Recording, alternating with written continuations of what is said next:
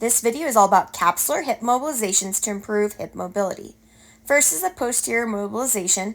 You're going to move your knee to the opposite shoulder, shifting your weight around until you feel a pull, an ache, or a stretch. It's going to feel a little different than a muscular stretch. Here you can see from the front. Again, shifting that weight so that femur is pushing into the back of the hip joint. It'll be, again, a very point-specific spot, and that's how you know you're doing it correctly. Next is an anterior mobilization, which means the front of the hip. You're going to cross your leg over, almost like a figure 4 position. You're squeezing your glute. Here you can see with a bolster, you're putting your knee on a roller or a bolster. Then I'm squeezing my glutes. I can change the rotation as I squeeze, so I feel again that pull and that stretch through the front of my hip.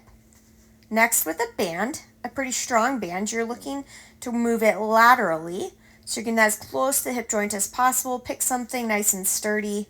There should be tension on the band.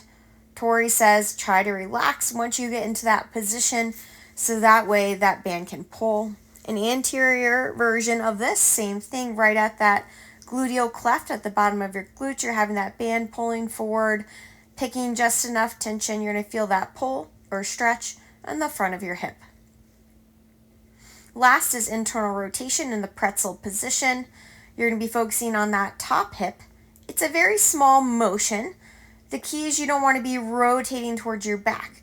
Instead, you're moving, keeping your spine still, so that way it's all the way through your hips, and you'll stop at hip restriction versus rotating through the spine. You can sit back into the hip as well to get a relief, and then move forward into that motion, moving back and forth. From this position, you can also do the classic pretzel stretch, where you're just going to shift your weight forward to get a nice piriformis stretch. You can hold as long as you like.